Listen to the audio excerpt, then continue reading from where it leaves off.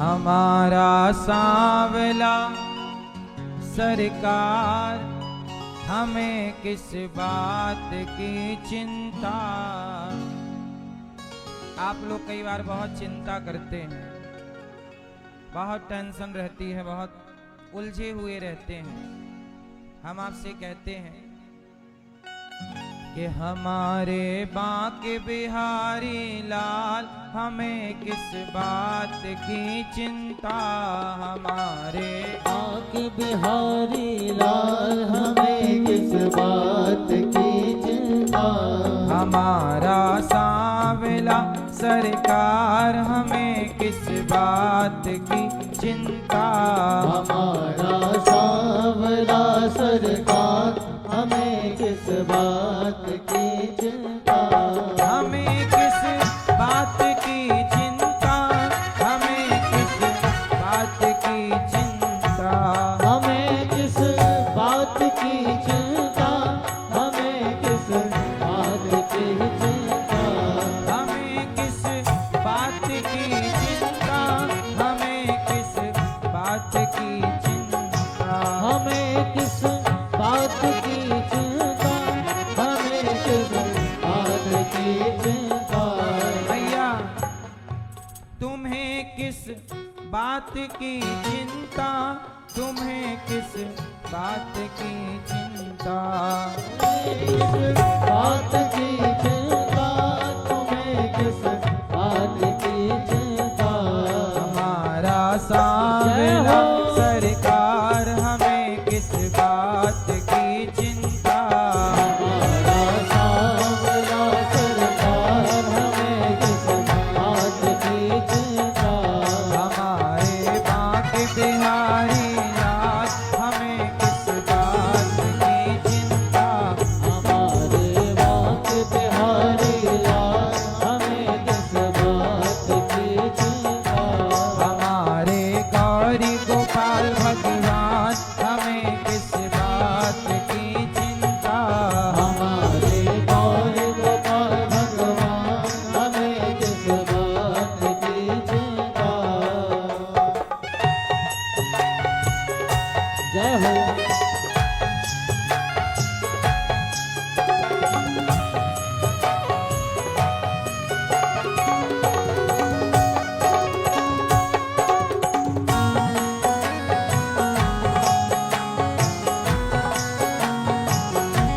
हरि बोल।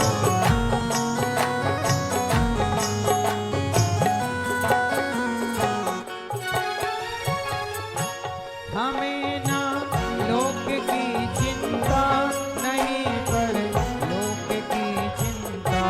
हमें ना लोक की चिंता नहीं, पर लोक की चिंता। हमें परलोक की चिंता नहीं है कि मुक्ति होगी कि नहीं। हमें मुक्ति चाहिए ही नहीं। भगवान से कहते हैं प्रभु अगली बार भी इस संसार में भेजिएगा और इसी तरह अपने भक्तों की सेवा दीजिएगा। इस शरीर को आपकी और आपके भक्तों की सेवा करते रहें। हमें ना लोक की चिंता नहीं, पर लोक की चिंता। हमें ना लोक की चिंता नहीं, पर लोक की चिंता। शरण जब हो गए तेरी, हमें किस बात जय हो। की चिंता। शरण जब हो गई तेरी, हमें किस बात की चिंता। शरण जब हो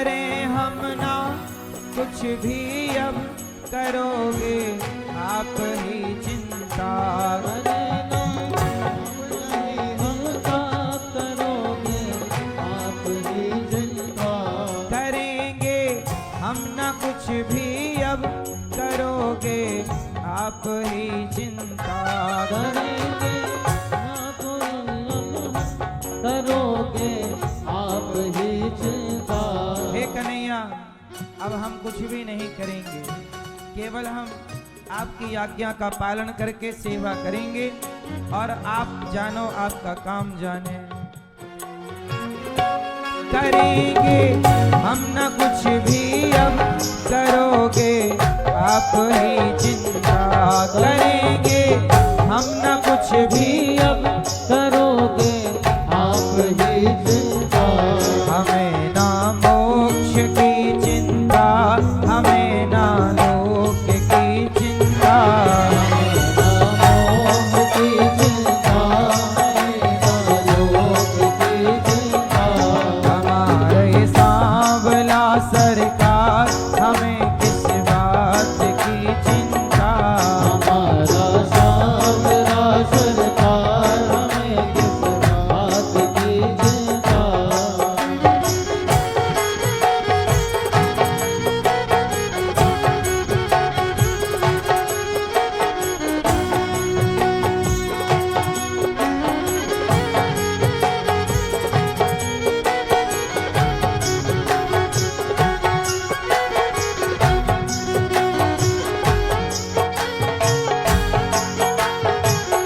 जय हो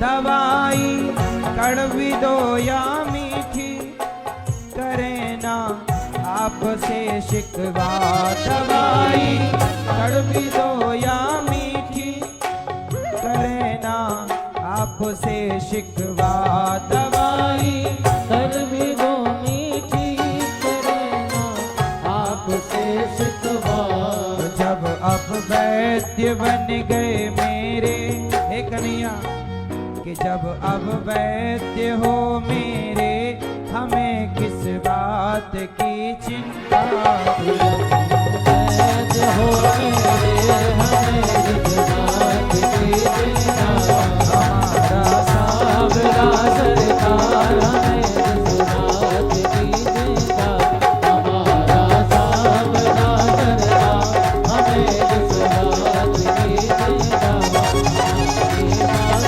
हरे राम हमें किस बात की चिंता हमारे बाके बिहारी लाल हमें किस बात की चिंता हमारे बाकी बिहारी लाल हमें किस बात की चिंता हमें किस बात की चिंता हमें किस बात की चिंता दवाई कड़वी हो या मीठी हे प्रभु दवाई या कड़वी दो या मीठी दवाई कड़वी दो या मीठी करे ना आपसे शिकवा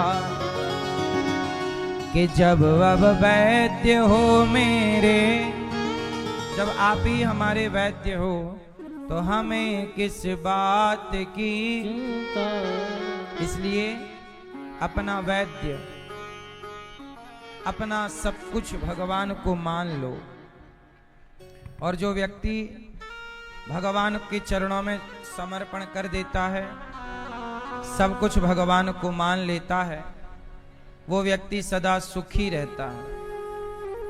वैसे भी सब कुछ भगवान के ही हाथ में होता है, हमारे और आपके हाथ में कुछ भी नहीं है, केवल बातें हम जितनी भी कर सकते हैं कर लें। समय की गति किसके हाथ में है, मैं कहां जन्म लूंगा ये किसके हाथ में था, आप कहां जन्म लोगे, किसके पुत्र बनोगे, किसके साथ आपका विवाह होगा कब आपकी मृत्यु होगी, ये कुछ भी तो आपके हाथ में नहीं है। जन्म विवाह मरण गति होई, जहां जस लिखा तहां तस होई। कुछ भी हमारे हाथ में नहीं होता। हम लोग परेशान बेवजह होते रहते हैं, भगवान हमें नचाते रहते हैं, हम नाचते रहते हैं। इसलिए कहता हूं कि बिना अपनी बुद्धि लगाए जो भगवान आपसे कराना चाहते हैं मन लगा के वही करो और ईमानदारी से करो। आप जो हैं ईश्वर ने आपको इसी काम के लिए चुना है। मन लगा के अपना काम करो, आगे बढ़ो, पैसे कमाओ, लेकिन ये मानो कि ये इच्छा प्रभु की है। जैसे परीक्षित बन के हमारी श्रीमती कुसुमलता अग्रवाल जी मैया जी बैठी हैं, इन्हें भगवान ने चुना है भागवत सुनने के लिए कि आओ पुरुषोत्तम माह में आप भागवत सुनो। तो इन्होंने नहीं चुना, भगवान ने इनको चुना है। क्यों मैया? हम नहीं चुनते, भगवान हमें चुनते हैं। मैंने वृंदावन को नहीं चुना, बिहारी जी ने वृंदावन ने हमें चुना है। इसलिए प्रकृति आपको चुन लेती है। इसलिए आप तो अच्छी काम करते रहो और भगवान आपको चुनते रहेंगे। तो भगवान ने आप सबकी बात सुनी और कहा कि अच्छा ठीक है, आओ हम अपनी गोद में बिठा के तुम्हें भागवत सुनाएंगे। ये वृंदावन आप आए ना, तो बिहारी जी की गोद में आप सब बैठे और अपने लोक परलोक को आप सार्थक कर रहे हैं।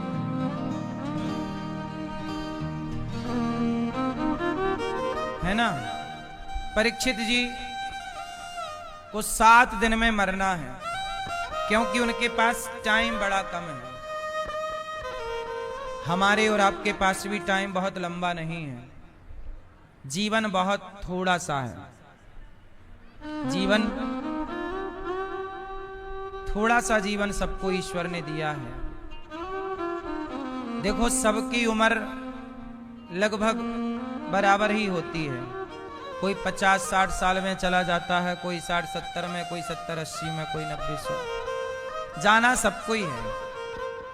अच्छा कितने साल जीना चाहिए?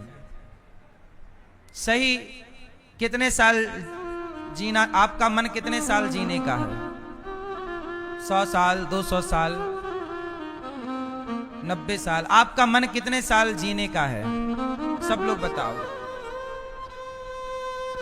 मैया, वो चश्मा वाली मैया, ये मैया, हाँ सफेद बालों वाली मैया, बताओ मेरी माँ, आपको कितने साल जीने का मन है?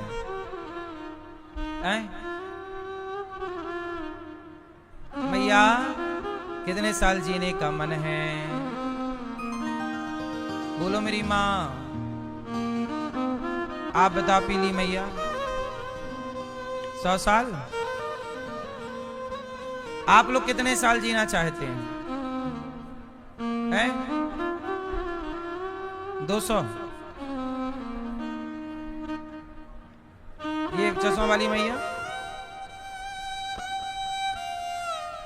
सुनो, मैंने अपने जीवन में जो अनुभव किया वो मैं आपको बता रहा हूं कि उम्र मायने नहीं रखती। आप कितने साल जिए ये मायने नहीं रखता। आप 25 साल जिए कि 50 साल जिए कि 75 साल जिए कि आप 100 साल जिए, ये मायने नहीं रखता।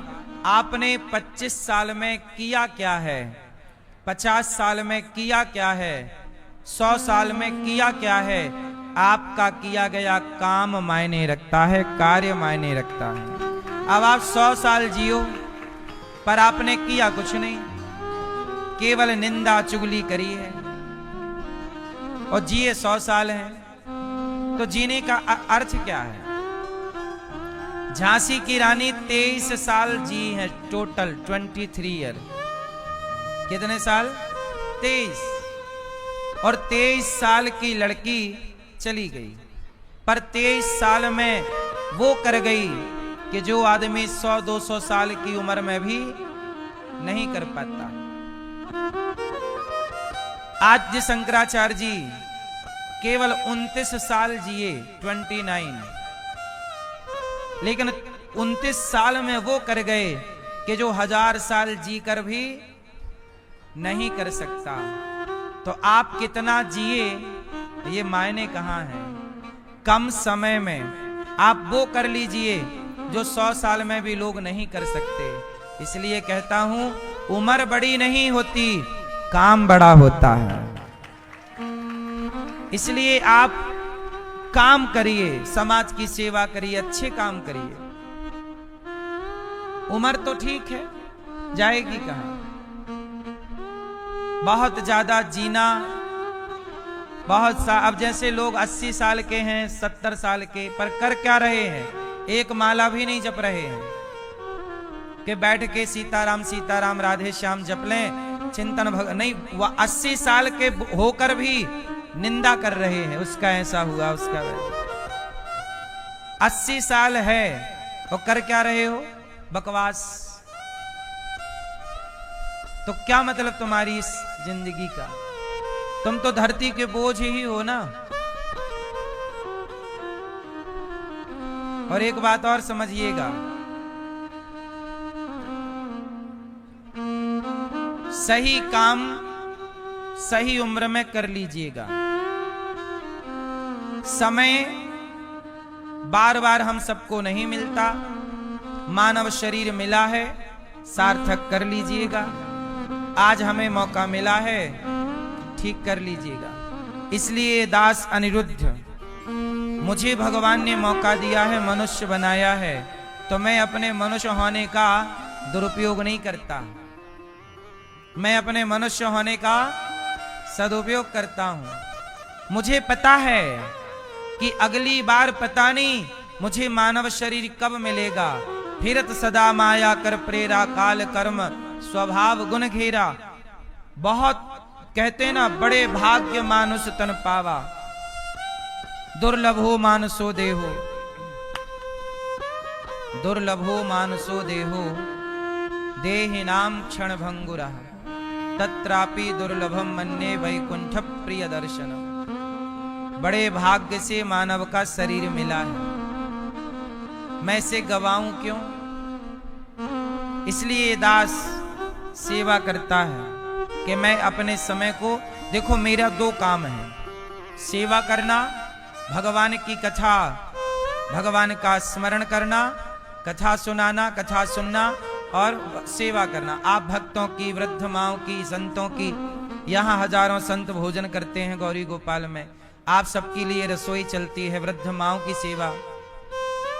आज मैं यहाँ जो हमारे पास वृद्ध पिता रहते हैं, आज हमारी एक मैया ने वृद्ध माओं को पोहा जलेबी का भोग लगवाया कि आज हमारी माताओं को पोहा जलेबी नाश्ते में दिया जाए।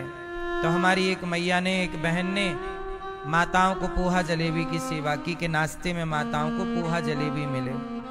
तो आप भी माओं को नाश्ता करा सकते हैं गौरी गोपाल आश्रम में। आप ये सेवा करिए। यदि आपने अच्छे काम शुरू कर दिए, हमारे पास एक वृद्ध पिता, केवल यहाँ माताएं नहीं रहती, गौरी गोपाल आश्रम में वृद्ध माताएं तो हैं 315, पर पिता भी हैं, वृद्ध पिता ऐसे हैं कि जो बहुत वृद्ध हैं। अभी कुछ दिन पहले ही उनकी बेटी उन्हें छोड़ करके चली गई। ये वृद्ध पिता हैं, ठीक से बैठ भी नहीं पाते, वो अपने से पकड़ के बिठाना पड़ता है। उनको अच्छे से बिठाओ, उनको नहलाना, उनको धुलाना, ये काम बेटों का है। बेटा है बाप का, पर बेटा नहीं करता। बेटा है पर बेटा नहीं, बेटी है बेटी नहीं। कई बार हमें फुटपाथ पर कोई बूढ़ी माँ दिख जाती है, हम उठा के ले आते हैं और इन्हें अपने हाथ से यहाँ खिलाते पिलाते हैं।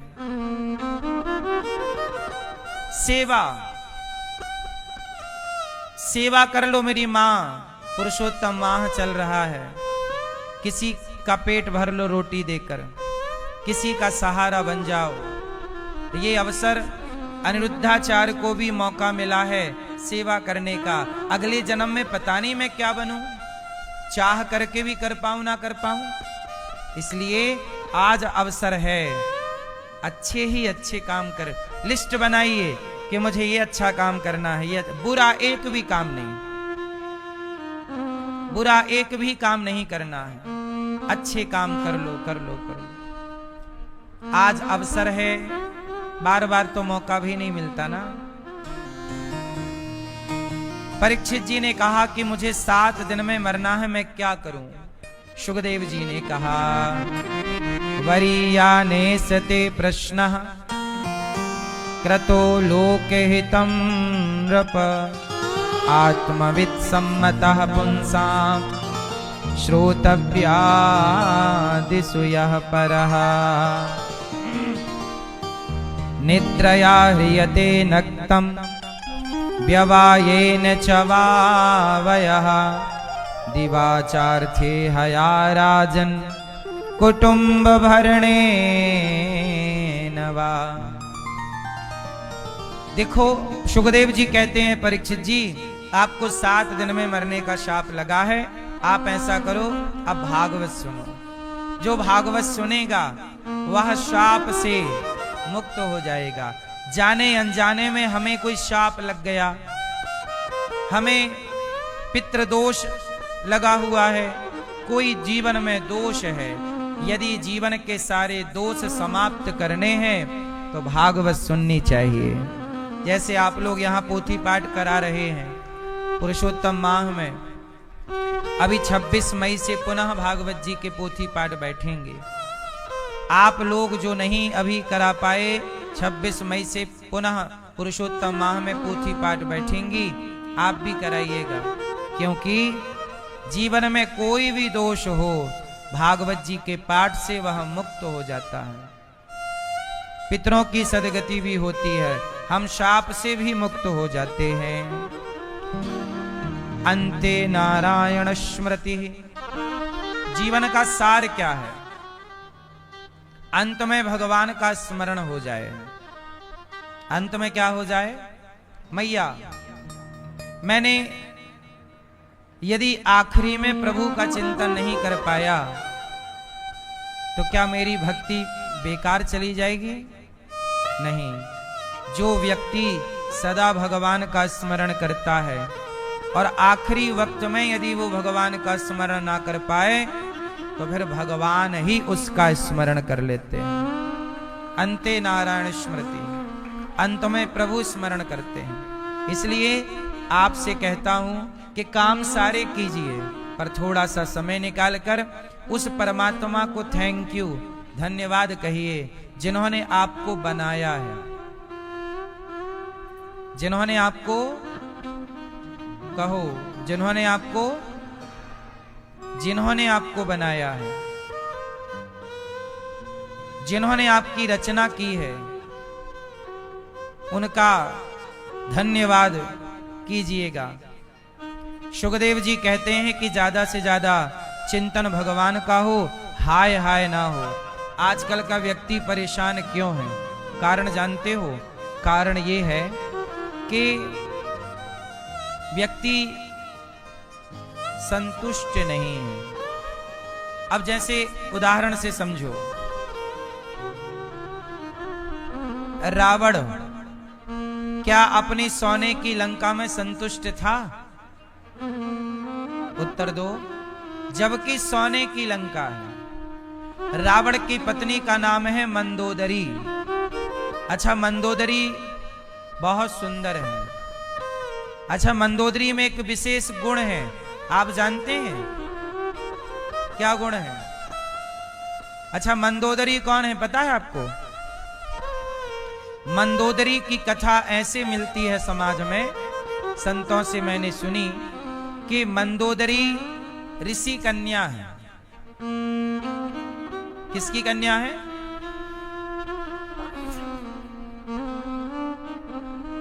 अच्छा सुनो, कहते हैं कि एक बार संतों ने भंडारा किया।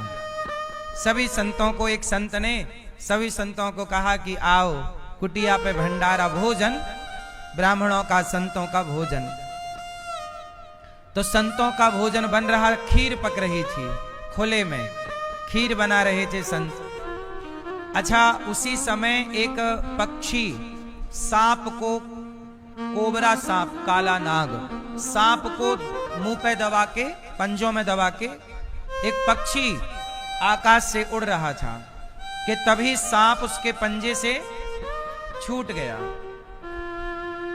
और वो सांप जाके खीर के पात्र में गिरा। खीर बन रही थी और खीर लगभग पक गई थी और वो सांप जाके खीर पे गिरा और सांप ने अपना जहर खीर में उगल दिया। दर्द से करा, वो भी मर गया। अब पूरी खीर हो गई जहरीली। ये सारा दृश्य वहां एक छोटी सी मेंढकी देख रही थी। कौन देख रही थी? मेंढकी, मेंढक की पत्नी। मेंढकी वो सब कुछ देख रही थी। अब संत लोग आए और संत लोगों ने कहा कि चलो अब प्रसाद पाएं। सब संत लोग बैठे, ब्राह्मण बैठे और सबको वही खीर संत लोग परोसने वाले थे कि मेंढकी ने सोचा कि ये सारे संत मर जाएंगे क्योंकि सांप गिर गया है, जहरीली खीर है। तो वो मेंढकी ने फुदक कर, उछल कर वो कूद गई और कूद करके वो उस पात्र में जाके गिर गई, जान कर के मैं गिर जाऊंगी सबके देखने में तो ये खाएंगे नहीं। तो मेंढकी जाके खीर के पात्र में कूद गई। संतों ने देखा, अरे राम राम राम, ये तो खीर अशुद्ध हो गई, अपवित्र हो गई। चलो कोई बात नहीं, खीर को संतों ने वहां फेंक दिया, मीन्स बर्तन को खाली किया। पलटाया तो नीचे सांप निकला और जब सांप निकला तो संत समझ गए। अच्छा, वो मेंढकी भी जैसे ही उस पात्र में गिरी, कूदी, तो संतों ने उसे निकाला, निकाल के बाहर रखा। तो वो भी चूंकि जल चुकी थी, तड़प रही थी, मरने की गति पर थी। पलटाई तो सांप निकला। संत समझ गए कि इसने हम सबके प्राणों की रक्षा के लिए अपने प्राणों का बलिदान दिया है। तो वो सारे संत तपस्वी तो थे ही, वो सारे संतों ने अपने तप के प्रभाव से उस मेंढकी को एक सुंदर सी नारी के रूप में जन्म दिया। संत तो तपस्वी हैं, तपस्या के प्रभाव से वह एक नारी के रूप में परिणित हो गई। और जब नारी के रूप में परिणित हुई तो उस नारी का नाम रखा मंदोदरी। अब वो संतों के पास रहने लगी, संतों की बेटी बनकर। अब बेटी की तरह है, भाई हमने जन्म दिया है तो बेटी की तरह वो रहती। अब वो बड़ी हो गई, सयानी हो गई, जवान हुई और रावण बड़ा आतंक मचा रखा था, संतों को मारना, भजन ना करने देना। एक दिन संयोग से रावण वहां आया और रावण की नजर मंदोदरी पर पड़ी तो रावण मोहित हो गया। रावण ने कहा कि मैंने इतनी सुंदर स्त्री नहीं देखी। तब वह मंदोदरी को संतों की आज्ञा से लेकर के चला गया और रावण ने मंदोदरी से विवाह किया। कहते हैं मंदोदरी इतनी सुंदर थी कि जितनी सुंदर माता पार्वती है, पार्वती के समान मंदोदरी माता सुंदर थी। अच्छा, मंदोदरी में एक गुण और भी था, क्योंकि ऋषि कन्या है ना, उसमें एक गुण ये था कि वो सदा कुंवारी रहती थी। मतलब विवाह के बाद भी वो जब चाहें अपने को कुंवारी बना लेती थी। 5 स्त्रियां ऐसी हुई हैं जो सदा पंच कन्याएं कही गई हैं, कुंवारी रहती हैं। उनका विवाह हो जाने के बाद भी वो चाहें तो फिर से कुंवारी हो जाएं और वो कुंवारी हो भी जाती थी। तो मंदोदरी इतनी सुंदर थी, इतनी सुंदर पत्नी को पाकर भी, अच्छा रावण की केवल एक पत्नी नहीं थी, मंदोदरी तो प्रधान पत्नी थी, सुंदर थी, लेकिन अन्य पत्नियां और थी। 1 लाख बेटे थे ना रावण के, तो केवल मंदोदरी से 1 लाख नहीं थे, और भी पत्नियां थीं। उस समय तो बहुत पत्नियां हुआ करती थीं। दशरथ जी की भी 700 पत्नियां थीं। 3 मुख्य थीं। दशरथ जी की कितनी पत्नियां मुख्य हैं? कौशल्या माता, कैकेयी माता और सुमित्रा, ये 3 प्रधान हैं। लेकिन दशरथ जी की अन्य 700 पत्नियां हैं। ये वाल्मीकि रामायण में लिखा है। उस जमाने में राजाओं की बहुत पत्नियां हुआ करती थीं। और राम जी जब चित्रकूट में थे तो राम जी से मिलने राम जी की सभी माताएं आईं। माता तो एक है कौशल्या, लेकिन चूंकि दशरथ जी की जितनी पत्नियां हैं वो सभी राम जी की क्या हुई? क्या हुई? माता। तो राम जी ने सभी माओं को प्रणाम किया। बहुत सारी माएं हैं, सभी को प्रणाम किया। तो कहने का अर्थ ये है, उस कालखंड में बहुत पत्नियां रखने की परंपरा थी। फिर इन्हीं परंपराओं को भगवान श्री राम ने समाप्त किया और कहा कि नहीं, बहुत पत्नियों की परंपरा ना पालो, एक पत्नी व्रतापति होना चाहिए। तो राम ने एक विवाह करके फिर समाज को कहा कि नहीं, ये परंपरा गलत है। बहुत विवाह की परंपरा, बहुत विवाह की परंपरा। तो राम जी ने इस परंपरा को ब्रेक लगाया और तब से एक पत्नी की परंपरा राम जी से स्टार्ट हो गई। तो दशरथ जी, रावण की बहुत पत्नियां थीं। इतनी पत्नियां होने पर भी रावण संतुष्ट नहीं था। औरों की पत्नियां चुराता फिरता।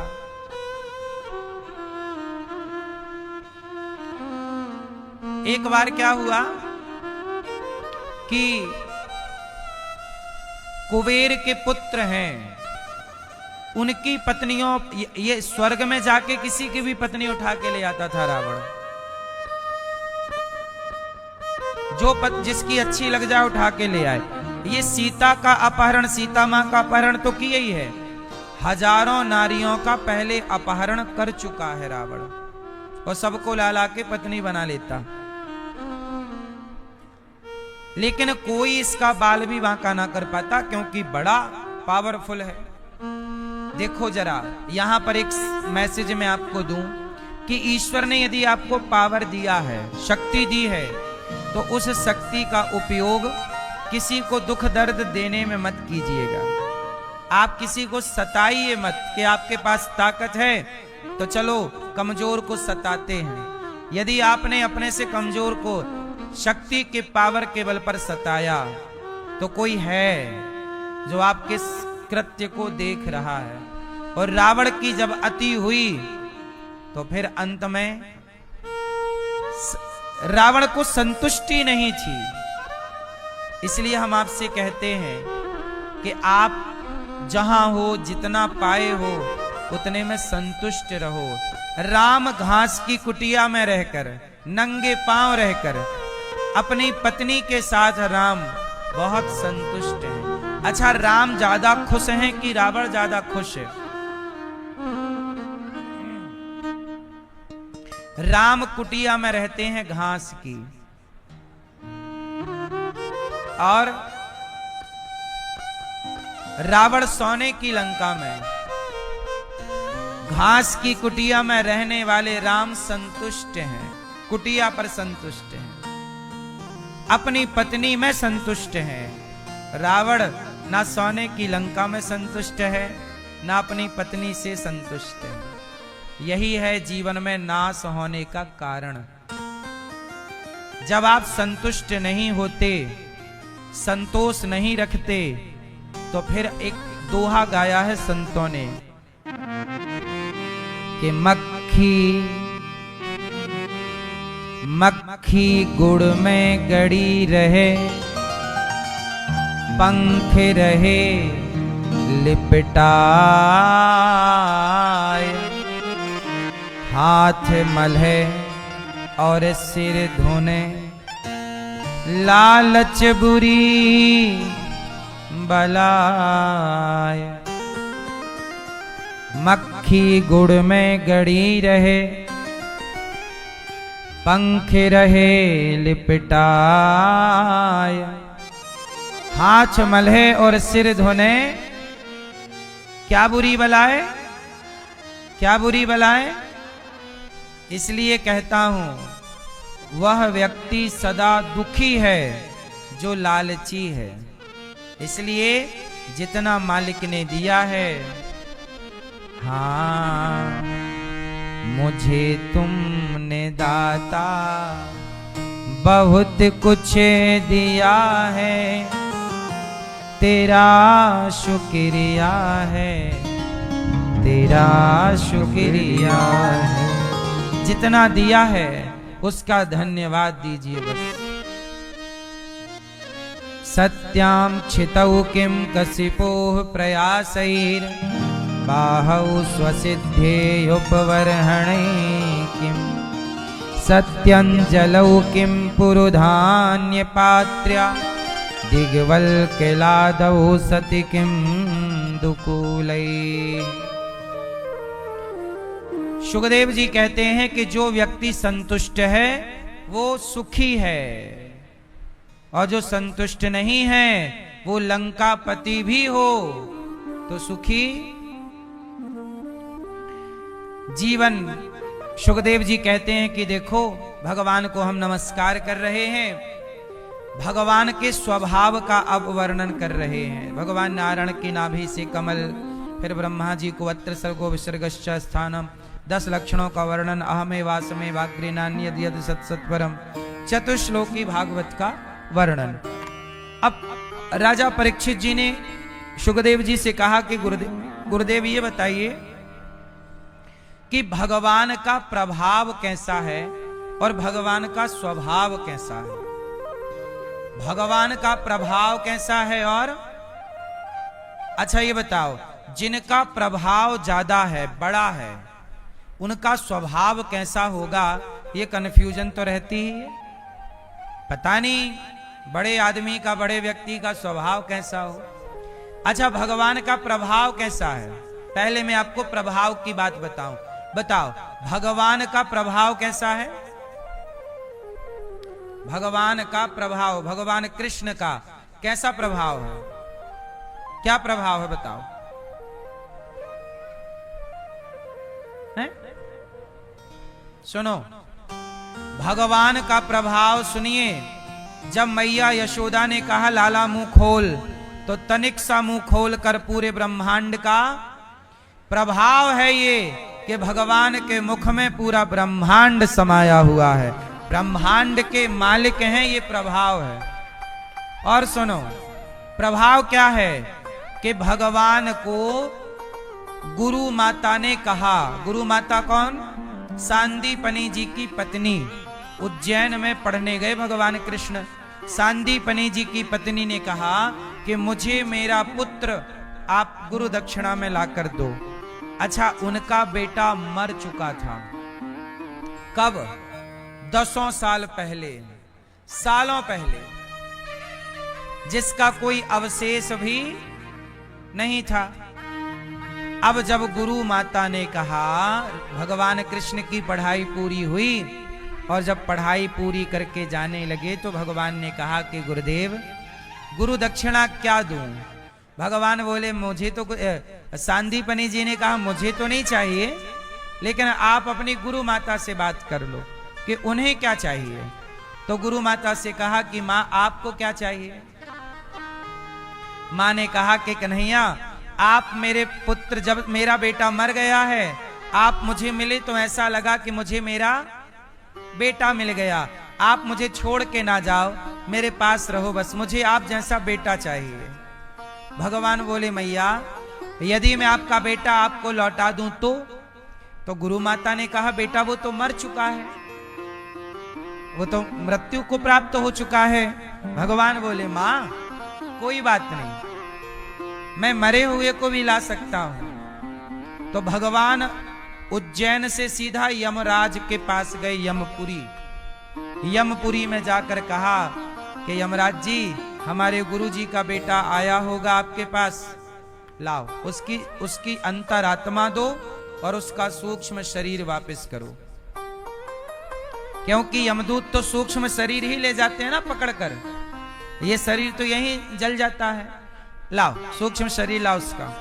यमराज ने कहा कि प्रभु हम कैसे पहचाने, इतना है यहाँ भीड़ भाड़, हमें क्या पता कि आपके गुरुजी का बेटा कौन सा वाला।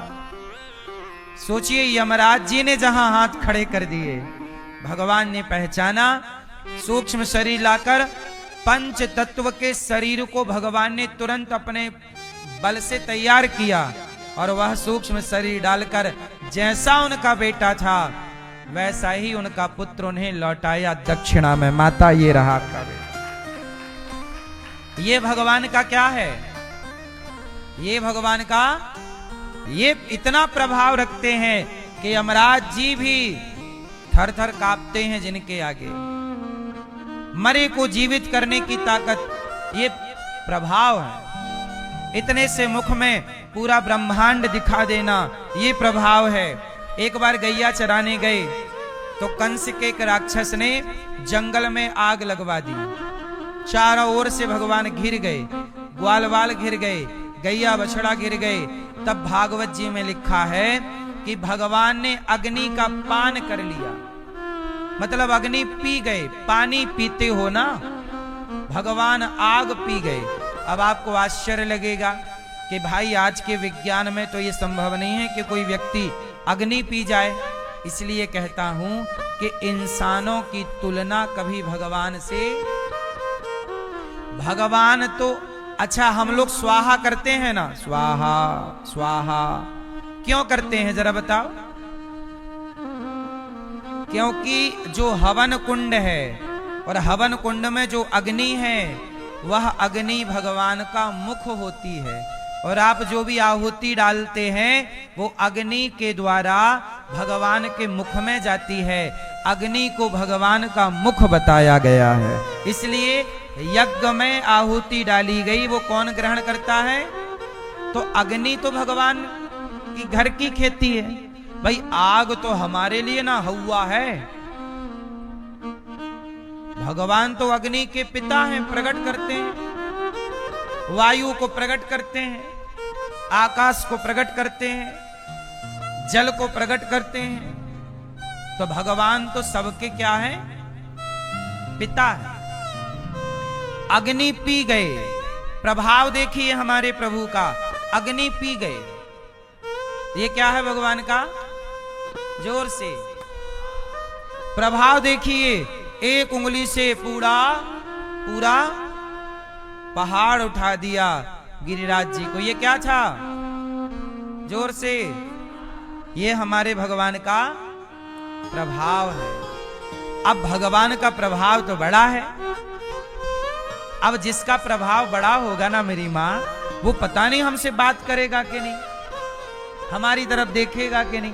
क्योंकि बड़ा व्यक्ति, बड़ा वो हम जैसे तुच्छ लोगों की ओर देखे कि ना देखे, बात करे ना करे, स्वभाव। तो अब देखो आपको मैंने क्या बताया प्रभु का, अब बताता हूं स्वभाव। सुनो मैया, ओ पीली मैया, जा रही हो मेरी मां? नहीं सुनना कथा? अच्छी नहीं लग रही है? अच्छा, प्रभाव सुन लिया है, थोड़ा स्वभाव भी सुन के चली जाओ। आधा ना सुनो, इसलिए कथा पूरी सुननी चाहिए। आप लोग तो आए, आधा घंटा सुनी, अब हम चले हैं ना। कथा पूरा टाइम देना चाहिए आप लोगों को, 3 घंटा तो दो, पूरी बात तो सुनो। कथा को, भगवान की आरती को बीच में नहीं छोड़ना चाहिए। कथा सुनने की भी एक मर्यादा है। अब आजकल आप लोग अपने हिसाब से सब काम करते हो, ठीक भी है, किसी की ट्रेन जाने वाली है, ठीक है, आपकी सुविधा के अनुसार देख लो। पर जो एक मर्यादा है वो मैं आपको बताऊं कि भगवान की कथा को, भगवान की आरती को बीच में नहीं छोड़ा जाता है। आरती में पहुंचे हो, कोशिश करो कि पूरी आरती अटेंड करो, दर्शन करो, खड़े रहो। कथा में पहुंच गए तो फिर कथा पूरी ही सुननी चाहिए। 7 दिन की पूरी सुनो तो अच्छा है, वरना एक दिन पहुंचे हो तो एक दिन की सुनो कंप्लीट। तो बीच से जाने की आजकल तो देखो किसे समझाएं, आजकल कोई सुनता नहीं है, जिसका जो मन आए वो करे। लेकिन फिर भी जो मर्यादाएं हैं वो मैंने आपसे कही कि जब भी सत्संग करो पूरा, बीच में छोड़कर, कहते ना भगवान की आरती में और भगवान की कथा में भगवान को पीठ नहीं दिखानी चाहिए। भगवान की कथा में और भगवान की आरती में भगवान को पीठ नहीं दिखानी चाहिए। इसलिए कथा पूरी सुनने का भाव रखना चाहिए। तो भगवान का स्वभाव कैसा है, एक उंगली से पहाड़, प्रभाव कैसा है, एक उंगली से पहाड़ उठाना, मरे हुए गुरुपुत्र को जीवित करके लौटाना और अग्नि का पान कर लेना। कालिया नाग के ऊपर जो 101 फण वाला जहरीला नाग था, उसके ऊपर तांडव गति मुंडन पर नाचत गिरधारी, नाचना, ये भगवान का प्रभाव है। अब स्वभाव क्या है जरा सुनिएगा। स्वभाव, इतने बड़े भगवान, इतने बड़े भगवान दुर्योधन के पास गए, कहा 5 पांडवों को जरा 5 गांव दे दो। अच्छा एक बात बताओ, भगवान कृष्ण पांडवों की ओर से हस्तिनापुर क्या बनकर गए थे? शांति दूत। क्या बनकर गए भैया? शांति दूत। अच्छा दूत, दूत कौन होता है? राजा और राजा का दूत। ये बहुत बड़ा पद तो नहीं है दूत का, बड़ा पद किसका है? राजा। लेकिन वो राजाधिराज भगवान कृष्ण अपने पांडवों के लिए, पांडवों के भक्ति के कारण भगवान बिक गए और पांडवों के भक्ति के बल पर कहा कि अर्जुन तूने मुझे प्रेम में खरीद लिया है, मैं तेरी तरफ से कौरवों से बात करने जाऊंगा। और जगत के पालनहार उन पांडवों के दूत बन करके गए हैं। ये स्वभाव देखिए। और वहां जब गए दुर्योधन से कहा पांडवों को 5 गांव दे दो, तो वो दुर्योधन इतना दुष्ट था कि दूत बने प्रभु को पहचाना ही नहीं। बोला कि तुम तो ग्वाला हो, गैया चराने वाले, तुम क्या जानो। अब जरा देखिएगा, भगवान श्री कृष्ण कह रहे हैं कि पांडवों को 5 गांव दे दो, पर दुर्योधन 5 गांव देने को तैयार, 5 गांव देने को तैयार नहीं। बाद में भगवान को बंदी बनाने के लिए आदेश दे दिया। फिर पितामह ने समझाया कि तेरा नाश सिर पर है दुष्ट, तू प्रभु को बंदी बनाएगा। बाद में 56 भोग ला के रख दिया, प्रभु खाओ। भगवान बोले तेरे घर नहीं खाएंगे। स्वभाव देखिएगा, शांति दूत बन जाते हैं इतने बड़े भगवान। अब और स्वभाव देखिएगा कि दुर्योधन के 56 भोग को त्याग कर जंगल में रह रही घास की झोपड़ी में विदुरानी और विदुर जी के यहाँ जाकर कहते हैं काकी जी बड़ी भूख लगी है कुछ खाने को। 56 भोग दे रहा था वो दुर्योधन सोने की थाल पर, नहीं खाए। और काकी से कह रहे हैं काकी जी है क्या कुछ खाने को? काकी बोली वो भतुए की साग पका रही थी मैं, खाओगे? उसमें मिर्ची मसाला नहीं है। वो तो जंगल में रहते ना, जंगल की साग वाग पानी में पका के उबाल के खा लेते। तो भगवान को पत्तल पे, केले के पत्तल पर वो साग परोस रही हैं। साग परोसी तो पानी बह गया जमीन में, साग बची। भतुए की, भगवान वो साग खा रहे हैं। दुर्योधन की मेवा त्यागी, साग विदुर घर खाई, सबसे ऊंची प्रेम सगाई। साग खा रहे, ये क्या है? ये स्वभाव है। ये क्या है? जिसका प्रभाव इतना बड़ा हो उसका स्वभाव देखो। कि कहते हैं कि काकी अभी पेट भरा नहीं, तो काकी बगीचे से केला तोड़ कर ले आई और केला भगवान के आगे बैठकर टुकुर टुकुर देखती, फल छील कर फेंकती, अर्थात छिलका फल फेंकती जाती, और भाव में वो सब उल्टा सुल्टा हो गया। मैया को ना वो भूल गई क्या देना है क्या फेंकना, तो फल तो गूदा फेंकती जाती, केला का फल, और छिलका भगवान को देती जाती, और टुकुर टुकुर ध्यान किसमें है? भगवान। देखो विदुरानी जी से आप एक चीज सीख सकते हैं। विदुरानी का ध्यान किसमें है? जोर से। विदुरानी का ध्यान भगवान में ऐसे है कि वो भूल गई कि मैं दे क्या रही हूं, केला दे रही हूं या केले का छिलका। आप भगवान कहते हैं कि जब आप मेरी पूजा करिए, मेरी भक्ति करिए, तो आप मेरा ध्यान ऐसे करिए कि आप व्यवहार करना भूल जाइए। जो विदुरानी की तरह अब विदुरानी भगवान में ऐसी खो गई, ध्यान मग्न हो गई, टुकुर टुकुर नजर नहीं हट रही है। जब ऐसा दर्शन हुआ और चित्त पे वो छवि बसाई तो व्यवहार भूल गई। इसलिए हम भगवान को क्या चढ़ा रहे हैं? मेवा, मिष्ठान, रुपया, पैसा, ये सब महत्व नहीं रखता। आपका भाव क्या है वो महत्व रखता है। भावग्राही जनार्दन। और जब छिलके दिए तो भगवान ने छिलकों को इग्नोर नहीं किया कि नहीं हम ये नहीं खाएंगे, नहीं नहीं, भाव का भूखा हूं मैं, भाव ही के सार है, भाव से भजले मुझे तो भव से बेड़ा।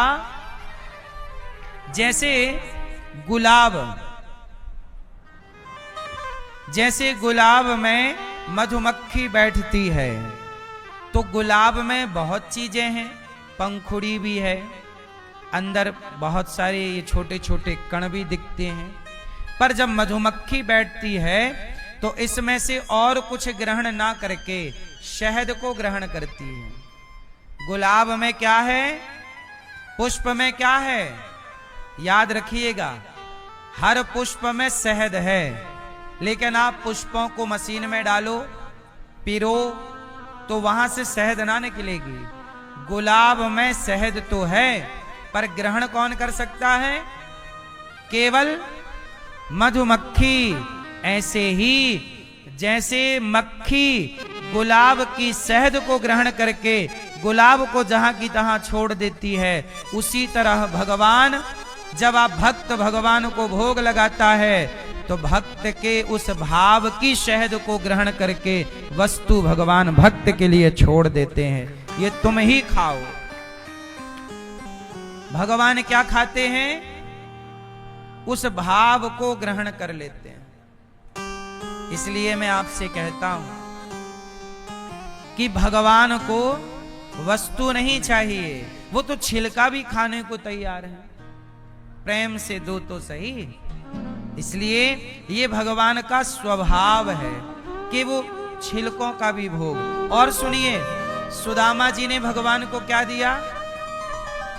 स्वभाव देखिए, आपके द्वार पर कोई आपके बचपन का मित्र आ जाए और वो बहुत गरीब हो, तो क्या आप अपना सिंहासन छोड़कर उसके लिए दौड़ोगे? जिस परमात्मा का प्रभाव इतना बड़ा कि यमराज जिनसे डरते हो, वो भगवान सुदामा के लिए सिंहासन छोड़कर दौड़ रहे हैं और सबके सामने अपने बचपन के मित्र को गले लगाकर अपने स्वभाव का परिचय दे रहे हैं। ये रहा मेरा स्वभाव। मैं इग्नोर नहीं करता कि मैं छोटे को इग्नोर कर दूं। भेदभाव इंसानों ने बनाया है। ऊंच नीच किसने बनाई है? ये बड़ा है, ये छोटा है, ये इंसानों के भेद हैं। भगवान की तरफ से कोई भेद। इंसान भगवान ने क्या बनाए? मनुष्य। इंसान ने क्या बना दिया? मनुष्य के विभाजन कर दिया। बोले ये हिंदू, ये मुसलमान, ये ईसाई, ये यहूदी, ये पारसी, ये फला, ये फला, ये सिख, ये जैन, ये बौद्ध। अच्छा ये बताओ, भगवान ने क्या बनाया है? क्या ईश्वर ने मुसलमान बनाया? क्या भगवान ने हिंदू बनाए? क्या भगवान ने पारसी, यहूदी इत्यादि बनाया? भगवान ने सिंपल मनुष्य बनाए। बड़े भाग्य मानुष तन पावा। यहां आते ही लोग डिवाइड हो जाते हैं, बट जाते हैं, और फिर बटकर आपस में ही नफरत करते हैं, आपस में ही लड़ते हैं, आपस में ही एक दूसरे का खून बहाते हैं। क्या तुम्हारे इस खून खराबे से क्या तुम्हारा वो परमात्मा सुखी होगा? इसलिए ये लड़ाइयां अनादि हैं। जब तक ये धरती रहेगी तब तक ये लड़ाइयां चलती रहेंगी, कोई खत्म नहीं कर सकता। इन लड़ाइयों को भगवान भी खत्म नहीं कर सके। देवता दैत्यों की सदा लड़ाई होती आई है। इतना हो सकता है कि भगवान आके दैत्यों को मार सकते हैं बस, लेकिन एक मारे फिर पैदा हो जाता है। रक्त बीज, जब मां भगवती दुर्गा जब रक्त बीज को मारा तो उसके जहां जहां बूंद गिरे खून की फिर पैदा हो जाए। फिर क्या करें? फिर मां ने कटोरा लिया कि तेरा खून इस कटोरे में भर। इसलिए आपने देखा होगा महाकाली का जब रूप है तब कटोरा भी है उनके हाथ में, उस दुष्ट राक्षस का खून इकट्ठा करने के लिए। किसका खून इसमें इकट्ठा करके मारती जाऊं। मारती गई। इतना भयंकर उनका क्रोध जागा कि मां भगवती के क्रोध से ना धरती डगमग डगमग डोलने लगी। तब देवताओं ने भगवान शिव से कहा कि प्रभु आप ही भगवती मां पार्वती जो विकराल रूप महाकाली बन के आई हैं, तो इन्हें कहा छोड़ा, आप क्रोध शांत कीजिए। तब भगवान शंकर धरा पर लेट गए और मां भगवती जा रही थी तो माता का पांव भगवान की छाती पे जाके पड़ा। मां भगवती काली का, महाकाली का पांव किसके छाती पे?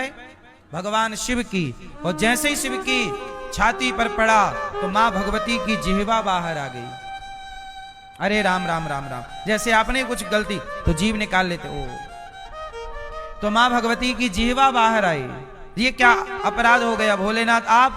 तब भगवान शिव ने स्तुति की, हे देवी आप सर्व सामर्थ हो, आप कुछ भी कर सकती हो, लेकिन अभी आपका कार्य पूरा हुआ। रक्त बीज को आपने मार डाला, जिन दुष्टों का दमन करना था आपने कर दिया। अब अपने क्रोध को शांत कीजिए। तो भगवान शिव को क्रोध शांत करने के लिए आना पड़ा। इसलिए आप देखते हो जब नवरात्रि में दुर्गा जी रखी जाती हैं तो कई जगह महाकाली रखी जाती हैं। तो महाकाली में शंकर जी लेटे होते हैं और माता का एक पांव शिव जी की छाती पर होता है। तो वही है कि इस धरती पर लड़ाइयां सदा से रही हैं। इस संसार में अच्छाई और बुराई सदा रही है। अच्छाई को बचाने के लिए कभी दुर्गा, कभी काली, कभी महाकाली, कभी राम, कभी कृष्ण, कभी नरसिंह भगवान, कभी वामन, अनेक अवतार आते रहे और अधर्म को समाप्त करते रहे। लेकिन धरती में फिर भी अधर्म है। धरती में फिर भी अधर्म है। इसलिए कहता हूं कि हम तो निवेदन भगवान से करें, हम प्रभु का स्मरण करते रहें। अधर्म को समाप्त करने की जिम्मेदारी किसकी है? जब महाभारत हुआ और कौरवों का धर्म बढ़ा, तब भगवान कृष्ण ने ही तो सब महाभारत रचा और अधर्मी कौरवों को मार गिराया। तो भगवान इस धरती की व्यवस्था स्वयं भगवान संभालते हैं। जब जब हो ये धर्म की हानि, बाढ़हि असुर अधम अभिमानी, तब तब धरी प्रभु विविध शरीरा। जैसे कई बार हम लोग भी रोष में आकर बोलते हैं, यार बहुत गलत हो रहा है, अधर्म हो रहा, हमें रोकना चाहिए। हाँ, हमें तो रोकना ही चाहिए। हमें अधर्म को, गलत को रोकना चाहिए। पर कई बार हमारे जैसे हम लोग चाहते हैं गौ हत्या रुक जाए, हम लोग चाहते हैं कि गौ हत्या, आप भी चाहते होंगे शायद, आप में से कितने लोग चाहते हैं कि गौ हत्या रुक जाए? देखो, आप सब चाहते हैं, हम पूरे भारतवासी चाहते हैं कि गौ हत्या रुक जाए, लेकिन ये अधर्म रुक नहीं रहा। हम लोग चाहते तो हैं, लेकिन फिर याद आता है कि हम लोग चाह सकते हैं, लेकिन प्रभु बाद में अपनी व्यवस्था खुद संभालेंगे। हम लोग प्रयास कर सक, इसलिए मैं बोलता हूं, नेताओं से कहता हूं, मुझे कोई भी नेता मिलता है मैं उसे गौ हत्या रोकने की बात जरूर कहता हूं। कोई भी नेता, मैं प्रयास तो करूं, रुके ना रुके, पर जब मैं मर के जाऊंगा तो भगवान पूछेंगे ना, अनिरुद्धाचार्य तुमने क्या गौ हत्या रोकने के लिए तुमने क्या किया? तो मैं कहूंगा कि प्रभु मेरे हाथ में पावर तो था नहीं, मोदी जी के हाथ में पावर है। मोदी जी ने 1000 का नोट बंद कर दिया, मोदी जी ने धारा 370 हटा दी, तो मोदी जी जब सब कर सकते हैं तो गौ हत्या भी बंद कर सकते हैं। तो पावर मोदी जी के पास है। अब मोदी जी से भगवान हिसाब मांगे कि मोदी जी बताओ तुमने गौ हत्या क्यों नहीं बंद की, तो मोदी जी को जवाब देना पड़ेगा ऊपर। फिर मोदी जी कहेंगे प्रभु मैं नेता नगरी में ही लगा रहा, गौ हत्या बंद नहीं कर पाया, मैं चुनाव प्रचार में ही लगा रहा, गौ हत्या बंद नहीं कर पाया। तो फिर मोदी जी अपना जवाब देंगे, पर मेरा भी जवाब मेरे से भी मांगा जाएगा। हाँ अनिरुद्धाचार्य जी आपने गौ हत्या के लिए क्या किया? तो मैं कह सकता हूं कि प्रभु मैंने तो गौ हत्या की नहीं, मैंने गायों के लिए गौशाला बनवाई और गायों की सेवा की, मैंने तो गौ सेवा की। भाई मेरे हाथ में तो पावर था नहीं। यही सवाल भगवान आपसे भी करेंगे, ए मैया तुमसे करेंगे कि तुमने गौ हत्या के लिए क्या किया? नेताजी जब तुम्हारे घर वोट मांगने आए तो तुमने नेताजी से कहा कि नेताजी गौ हत्या बंद करोगे तब तुम्हें वोट देंगे, आपने नहीं बात की। तब भगवान यमराज जी तुम्हें 3-4 कोड़ा एक्स्ट्रा मारेंगे कि तुमने गौ हत्या बंद करने के लिए कुछ नहीं किया।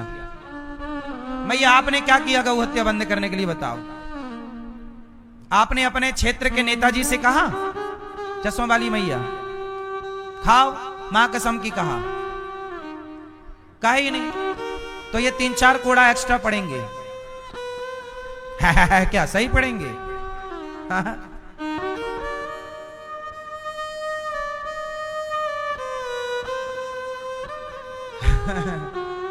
मैया आप लोगों ने अपने नेताजी से कहा गौ हत्या बंद करो, हैं?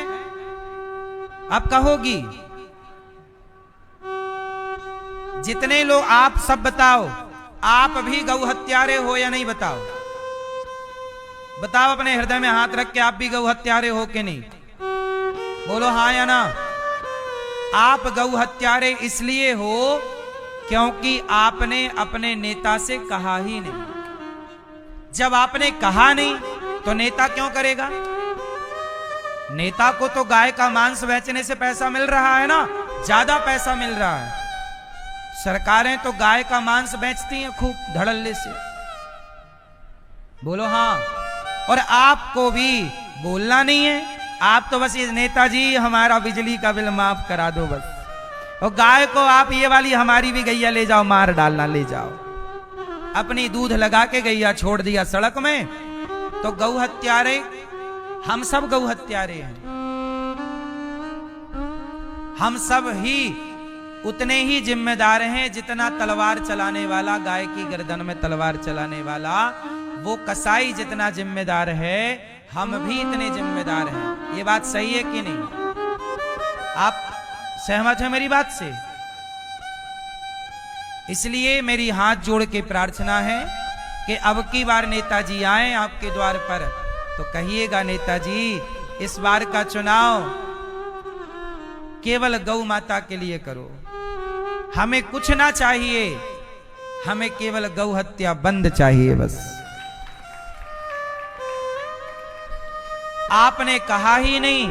आप मंदिर तो जाती हो शंकर जी के, और नंदी महाराज मिलते हैं तो पानी चढ़ाती हो, मुंह पे मिठाई चिपकाती हो, और सही के नंदी आ जाए तो डंडा मार के भगा देती हो।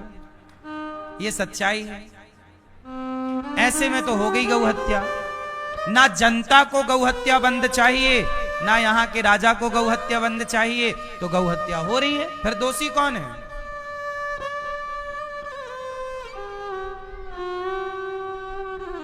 आपको भी तो बात सही से समझ नहीं आती ना। जिस गाय के लिए भगवान अवतार लेकर आए, अब मनमोहन जी चले गए, पूर्व प्रधानमंत्री मनमोहन जी से यमराज जी ना पूछ रहे होंगे, आओ मोहन जी बताओ गौ हत्या क्यों नहीं बंद की, तुम तो प्रधानमंत्री थे। तो अब वो क्या कर रहे होंगे वहां, वो लगा रहे होंगे फोन मैडम को कि क्या हुआ, तुमने नहीं आज्ञा दी गौ हत्या बंद करनी, वहां से थोड़ी आएगा फोन यहां। इसलिए सदा पावर ना मिलेगा, सदा बल ना मिलेगा। आज मेरे पास यदि पावर है तो मुझे उसका सही उपयोग कर लेना चाहिए। उसके पहले के प्रधानमंत्रियों से भी भगवान पूछेंगे कि गौ हत्या क्यों नहीं बंद की। फिर इंदिरा गांधी जी की तो सरकार गौ हत्या बंद करने के नाम से ही बनी थी। स्वामी श्री करपात्री जी से, उस जमाने के बहुत बड़े संत हुआ करते थे इंदिरा गांधी जी के जमाने में, स्वामी श्री करपात्री जी। तो करपात्री जी से इंदिरा गांधी जी ने कहा था कि आप मेरा समर्थन कीजिए, मेरी सरकार बनवाइए, मैं गौ हत्या बंद करूंगी। तो स्वामी श्री करपात्री जी ने पूरे भारत में इंदिरा गांधी जी का प्रचार किया कि ये महिला है, ये गौ हत्या, ये नारी है, और ये नारी है और गाय भी एक माता है और यह भी एक माता है। तो ये माता एक माता का दर्द समझेगी और यह गाय की पीड़ा शायद दूर करे। तो इंदिरा गांधी का सपोर्ट संतों ने किया और कहा कि हम सब सपोर्ट करते हैं। जनता जनार्दन से प्रार्थना की कि आप इंदिरा गांधी को ही, क्योंकि ये गाय के लिए तैयार है। उन्होंने वादा किया मैं करूंगी, और जब प्रधानमंत्री वो बन गई, सत्ता आ गई, तो 1 महीना बीत गया। संतों को लगा कोई बात नहीं, बिजी हो गई होगी। 2 महीना बीत गए, फिर गौ हत्या बंद नहीं हुई। तो स्वामी श्री करपात्री जी ने गायों को आगे किया और संतों की टोली बनाई और यहीं गिरिराज जी की परिक्रमा करके इसी वृंदावन धाम से दिल्ली के लिए कूच किया। गाय, संत और बहुत सारे गौ माता के समर्थक सब गए दिल्ली की तरफ इंदिरा गांधी पर दबाव बनाने कि आपने कहा था आपको अब बंद करनी चाहिए गौ हत्या। तो जब इंदिरा गांधी जी को पता लगा कि गाय को लेकर साधु जी आ रहे हैं, तो इंदिरा गांधी ने गोली चलवा दी। ये इतिहास के पन्नों में दर्ज है, पढ़ लेना, उस जमाने के अखबारों में पढ़ लेना। इंदिरा गांधी जी ने गोली चलवाई तो गाय मरी गोली से, संत मरे। स्वामी श्री करपात्री जी के यहाँ आंख के पास से गोली चली गई, उनकी एक आंख में दिखना कम हो गया, बाल बाल बचे गोली। और पहले याद रखना, आजाद हिंदुस्तान के पहले संत स्वामी श्री करपात्री जी, जिनको जेल में डाल दिया था इंदिरा गांधी जी कि तुमने गौ हत्या बंद करने के लिए दबाव क्यों बनाया। ये सरकारें हैं, वो इंदिरा गांधी और आज वर्तमान में मोदी जी। इंदिरा गांधी से मोदी जी तक की यात्रा में देख लो किसने गौ हत्या बंद की, देख लो।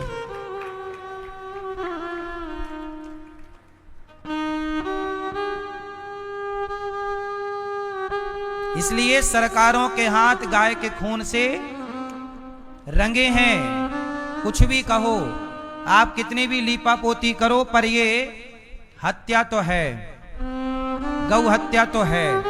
इसे आप क्यों नहीं रोकते मुझे, या फिर कारण बताओ, कारण बताओ कि भाई साहब ये कारण है इसलिए हम गौ हत्या नहीं रोक सकते। कारण बताओ, क्या मुसीबत है भाई, पता तो लगे कि गौ हत्या क्यों नहीं बंद कर रहे, आपकी समस्या क्या है ये तो बताओ। समाधान बताएंगे, फिर हम लोग निकालेंगे कि ये समाधान है भाई साहब इसका। तो कितने संत मर गए बेचारे, आवाज लगाते लगाते लगाते। ज्यादा आवाज लगाओगे आपको जेल में डाल दिया जाएगा। इसलिए आज तो मुसलमानों की सरकार नहीं है, हिंदुओं की सरकार है। तो फिर क्यों गौ हत्या बंद नहीं हो रही है, क्यों मैया? फिर गाय की पूजा, आप सबके घर में जो मंदिर है ना, वहां सबके मंदिरों में गाय का चित्र है। पूजा करती हो तो मूर्ति की, और सही की गाय मर रही है, सही की गाय मर रही है। ये जो पैसा है ना, नोट, इसमें ये देखते हैं ये जो अपना सत्यमेव जयते जहां बना रहता है, ये यहां पे है ना, वो नहीं है शेर, क्या बोलते हैं उसको, उसके पीछे गाय का भी चित्र है, लेकिन कोई नहीं करने को तैयार गौ हत्या बंद। भाई मुझे तो लगता है कि गौ हत्या बंद होनी चाहिए, आपको लगता है कि नहीं? इसलिए ये दास, मैं गौ हत्या बंद नहीं कर सकता, पर सरकारों से कह तो सकता हूं, तो मैं कहता हूं, क्योंकि मुझे ये जवाब ईश्वर को देना पड़ेगा। मैं कहूंगा कि प्रभु, मैंने मोदी जी को बोला था कि गौ हत्या बंद करो, मोदी जी ने बंद नहीं किया, इसलिए मोदी जी जिम्मेदार हैं, मैं जिम्मेदार नहीं हूं। मैं तो सेवा कर रहा हूं 400 गैया की, बोलो हाँ, लेकिन आपको मैया जवाब आपसे ही मांगा जाएगा कि अनिरुद्धाचार्य तो बोला था मोदी जी से, तुमने कब बोला? तुमने तो बोला ही नहीं, तो तुमने नहीं बोला तो तुम भी हत्यारे हो, चुप रहना। द्रौपदी की साड़ी उतरती रही और पितामह चुप रहे, आप सब पितामह हो, गैया मर रही हो, तुम चुपचाप तमाशा देख रहे हो। मैं बोल रहा हूं, मैं इस हत्या में शामिल नहीं हूं, मैं बोल रहा हूं, मेरी मजबूरी है, मेरे हाथ में पावर नहीं है, वरना मैं आज बंद कर दूं, लेकिन मेरे पास बोलने का पावर, मैं बोल रहा हूं। आपके पास बोलने का पावर है, पर आप लोग बोल भी नहीं रहे हैं, इसलिए आप भी हत्यारे हैं। क्यों भैया, सही बोल रहा हूं मैं, गलत है?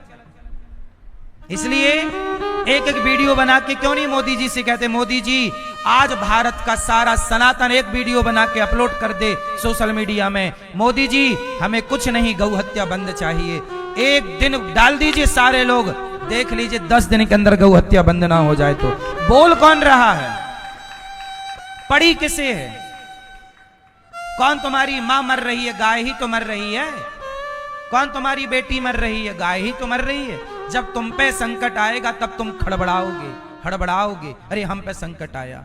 गाय का संकट तुम्हें दिख कहां रहा है? क्योंकि गाय को तुम कहते बसो मेरी माता माता, खाक माता है, माता होती तो तुम मां के लिए आवाज ना उठाते।